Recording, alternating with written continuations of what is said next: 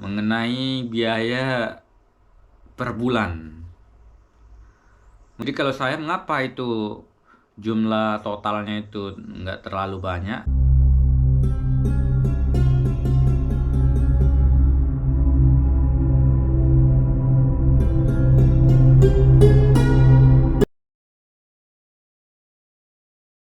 Assalamualaikum warahmatullahi wabarakatuh.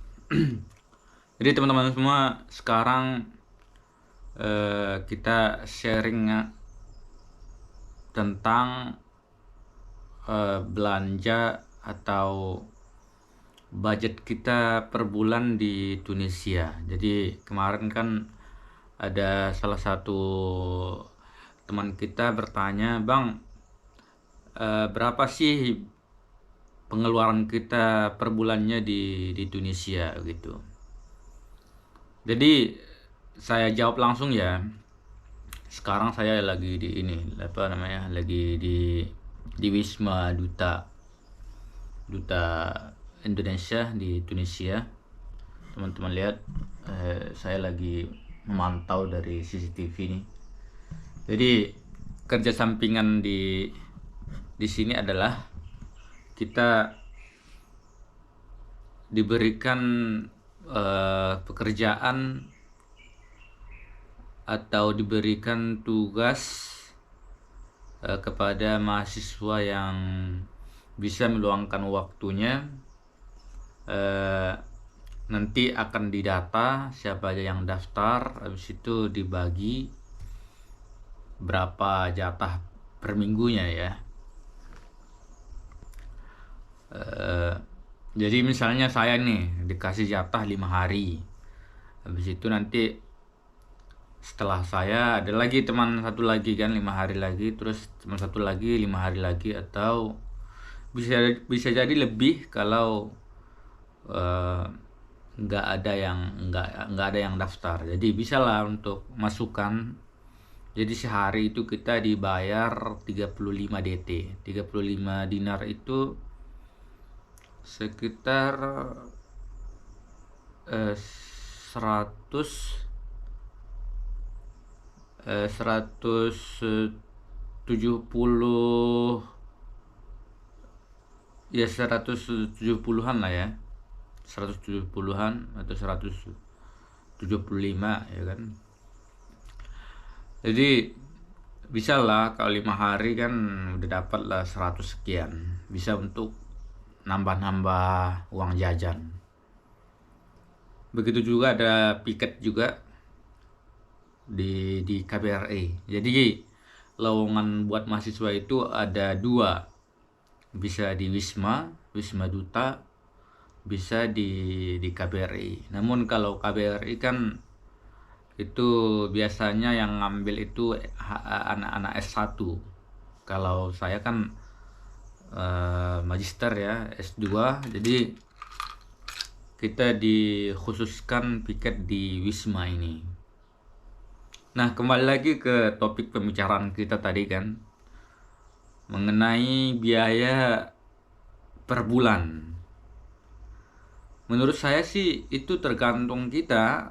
Kalau misalnya kita tergolong orang yang ekonominya itu di bawah standar, ya berarti kita harus bisa menghemat. Jadi kalau saya pribadi itu sejutaan itu udah lebih dari cukup kan, sejutaan. Ada juga teman-teman kita itu 2 juta, ada 3 juta kan, tergantung kita. Jadi kalau saya mengapa itu jumlah totalnya itu nggak terlalu banyak, karena saya mengambil tempat yang dekat ke Mat'am Jami'i. Mat'am Jami'i itu rumah makan khusus mahasiswa. Jadi saya ngambil tinggal dekat sana. Kalau datang waktu makan itu misalnya dibuka itu di siang hari sama sore, ya kan, 2 kali sehari bukanya. Jadi kayak pas datang, waktu makan saya langsung ke sana aja, ke rumah makan itu kan. Rumah makan itu sekitar ya palingan 7 menitan lah dari rumah saya, nggak sampai 7 menitan, 5 menit sampai itu kalau kita jalannya cepat-cepat kan. Jadi rumah makan itu kan dekat dari tempat saya kan. Jadi kalau pas datang waktu makan saya ke sana langsung. Jadi satu porsinya itu sekitar 1.000 rupiah kan. 1.000 rupiah itu murah sih, murah banget lah ya kan. Satu porsi 1.000 rupiah udah kenyang kita, udah ada yogurt, udah ada telur ayam, kadang-kadang ayam, sering ayam, sekarang ini sering kali ayam daging, udah enak sih menurut aku sih. Tapi nggak ada nasi, jarang nasinya kan. Tapi untuk menghemat waktu, menghemat uang, maksudnya menghemat pengeluaran, bisa kita langsung datang ke matam itu, rumah makan itu ya kan. Jadi saya itu 1 juta itu udah lebih dari cukup. Sebenarnya 700 ribuan pun udah bisa.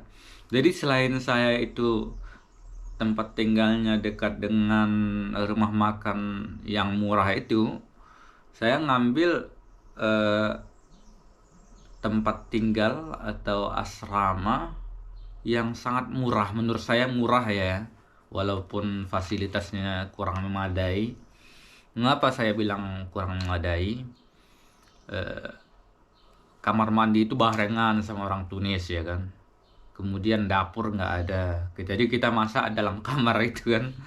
Jadi kita masak dalam kamar itu, habis itu kamarnya itu sepetak doang, nggak terlalu terlalu ini, tidak terlalu luas lah. Dan wifi gratis ya kan, 100 DT itu udah gratis wifi-nya. Nah kemudian nggak ada kipas angin ya kan, kalau kita mau kipas angin beli sendiri. Pokoknya sesuai dengan harga lah ya kan. Jadi saya tuh ambil kamar yang tidak terlalu luas, tidak terlalu mewah. Jadi saya dikenakan biaya sekitar 500 rupiah, 500 rupiah.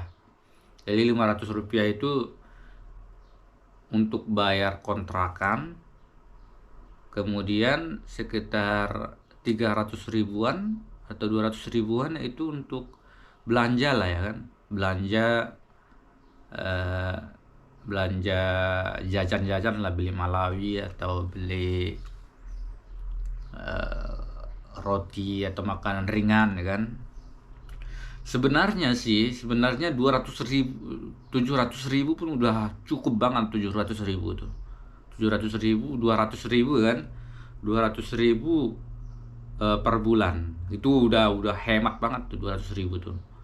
Jadi usahakan setiap harinya itu ke rumah makan tersebut. Jadi sehari itu kita cukup menghabiskan 2.000 rupiah ya kan. 2.000 berarti kalau 7 berapa ya kan, 2.000 sehari, 2.000 kali 30 ya kan, kali 6, itu udah hemat banget sih. 2.000 kali 30 itu 30 hari maksudnya kan. Nah itu untuk makan pokok aja kan. Kalau masalah kuliah itu menurut saya sih murah ya kan. Kalau kuliah kan kita cukup bayar 500 ribuan bagi S2 ya kan. Kalau S1 nggak nyampe 500 ribu, sekitar 400 ribuan udah bisa setahun kan kalau kuliah. Habis itu kita ngeprint itu pun jarang sih, print tugas kan, bisa ditulis tangan, beli kertas HVS kita tulis langsung kan. Nah itulah biaya saya per bulan di sini, khusus saya pribadi ya. Kalau misalnya kalian orang yang mampu, orang yang ekonominya itu di atas rata-rata, ya jangan tiru saya kan. Saya itu orangnya hemat gitu, berhubung kan saya ekonomi itu nggak seperti orang-orang yang di atas rata-rata gitu. Kalau di atas rata-rata kan mereka ngambil rumah yang ada AC, ada apalagi kamar mandinya itu bagus ya kan, ada pemanas pemanas ruangan, macam-macam lah. Jadi tergantung ekonomi. Kalau saya pribadi begitulah, 700.000 pun udah cukup, 1 juta itu udah lebih dari cukup kalau buat saya.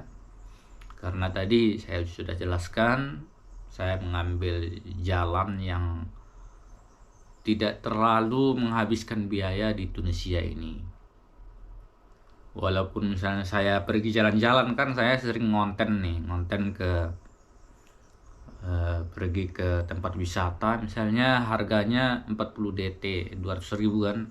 Saya minta berapa saya minta itu? 100,